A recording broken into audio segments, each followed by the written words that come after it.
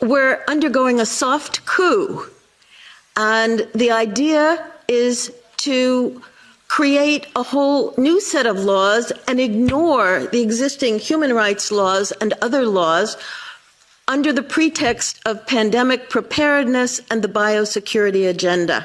The WHO is developing through all its nations, but with the WHO Directorate in the United States in charge, a pandemic treaty and amendments to the existing international health regulations that will remove the human rights protections currently embedded in the IHRs, will enforce surveillance, censorship, get rid of freedom of speech, require governments to censor and only push a single narrative.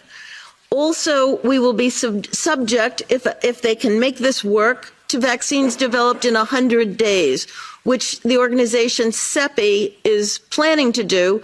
And one of the people who founded CEPI was Jeremy Farrar, who is now the chief scientist at the WHO, to bring this forward. Other things that the amendments do is to bind the states so they're no longer recommendations but enforceable edicts, provide a liability shield, get rid of intellectual property rights, move supplies from one country to another, enforce digital passports, and the Director General of WHO can demand that a pandemic or a potential pandemic exists. He can just declare it with no standards, and then countries around the world will have to obey.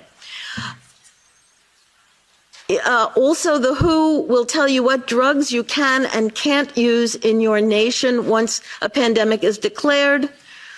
Obviously, the budget will increase. One Health is another part of this. One Health is a concept that was created to enable the WHO, with these documents, to take over jurisdiction of everything in the world by saying that climate change, animals, plants, water systems, ecosystems are all central to health.